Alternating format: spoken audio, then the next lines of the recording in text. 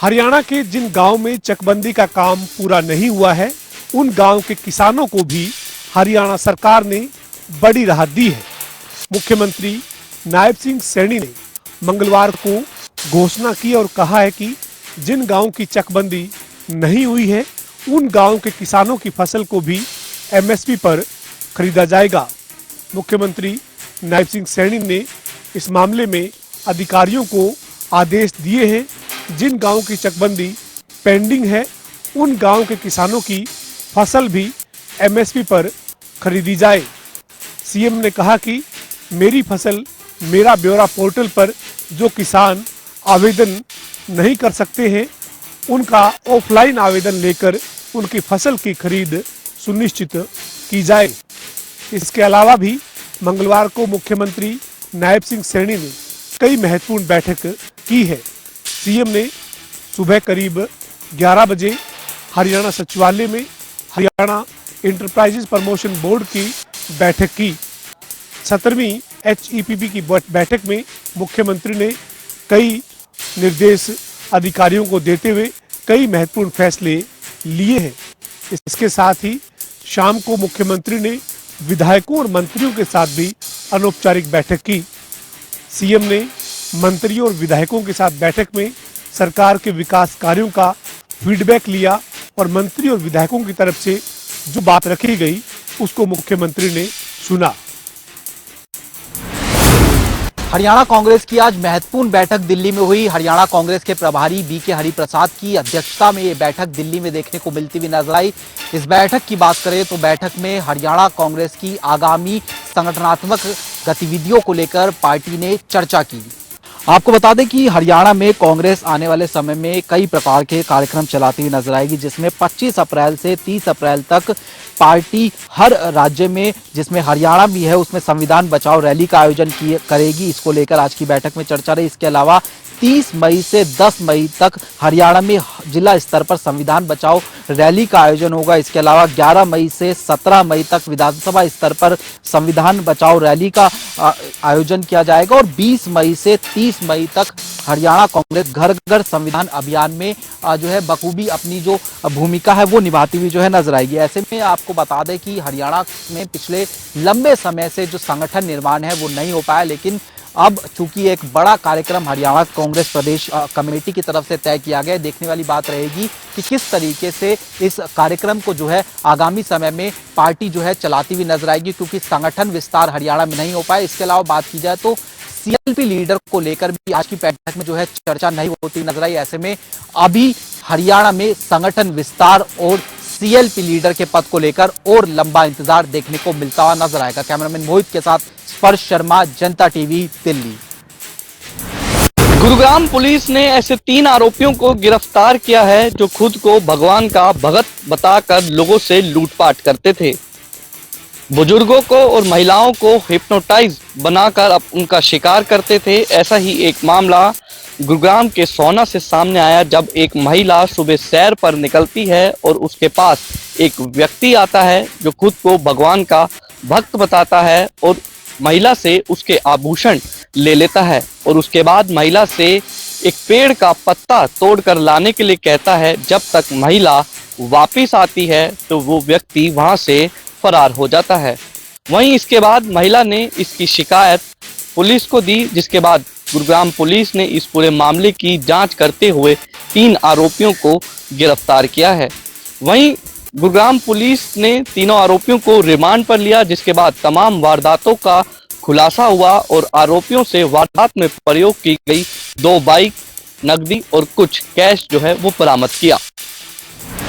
हम खड़े रानिया के मेन बाजार में। गर्मी का सीजन धीरे धीरे बढ़ता जा रहा है, वैसे वैसे गड़े मटकों की भी डिमांड बढ़ती जा रही है।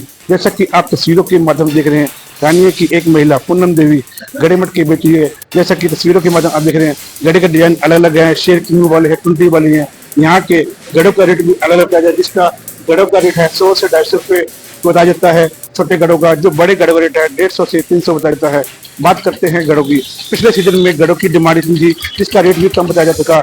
अब दिन दिन जैसे गर्मी बढ़ती है वैसे वैसे गड़ों की डिमांड बढ़ती जाती है, बाजार में बढ़ करती है।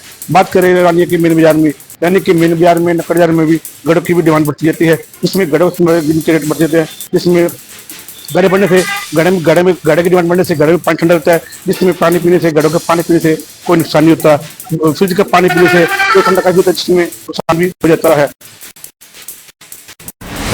जींद शहर में हीट स्ट्रोक का कहर जारी है। जहां तापमान की बात की जाए तो दिन का समय का तापमान 40 से ऊपर पहुंच चुका है। इस बढ़ती गर्मी को देखते हुए जींद के स्वास्थ्य विभाग ने गर्भवती महिलाओं के लिए एक एडवाइजरी भी जारी की गई है और महिलाओं को कहा गया है कि इस भीषण गर्मी के तहत जहां तक हो सके अपने घरों के अंदर ही रहे। जहां तक जरूरी काम हो तो ही घर से बाहर निकले और घरों से जब भी बाहर निकले तो अपने सिर पर कपड़ा और हाथ में पानी की बोतल जरूर रखे। और जहां तक जानकारी एक मुताबिक बता दें कि जो हीट वे है उसका सीधा असर जो गर्भवती महिलाएं होती है उन पर ज्यादा पड़ता है, क्योंकि उनके शरीर के अंदर डिहाइड्रेट हो जाता है। इसकी कमी के कारण कहीं ना कहीं शरीर में पानी की कमी भी हो जाती है और भी जो अन्य समस्याएं हैं वो भी बढ़ जाती है। और ऐसे में कहीं ना कहीं गर्भवती महिलाओं को बाहरी परेशानियों का आगे सामना भी करना पड़ सकता है। इसके तहत कहीं ना कहीं जींद के स्वास्थ्य विभाग ने गर्भवती महिलाओं के लिए एक एडवाइजरी जारी की गई है कि आप हीट वेव के कारण कहीं ना कहीं अपने बढ़ती गर्मी के कारण अपने घरों के अंदर ही रहे और जरूरी काम हो तो ही घरों से बाहर निकले। अब देखने वाली बात होगी कि आगामी दिनों में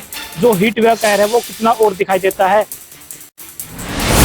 पानीपत में यान फैक्ट्री में लगी भीषण आग के कारण सारा माल व शेड भी जलकर हुआ राख। इसके साथ ही मशीनें भी आग की लपेट में आ गई। बता दें कि पानीपत की काबड़ी रोड स्थित एक यार्न फैक्ट्री में आग लग गई, जिसके कारण लाखों रुपए का नुकसान की आशंका जताई जा रही है। वहीं आसपास के लोगों द्वारा फैक्ट्री मालिक को सूचना दी गई।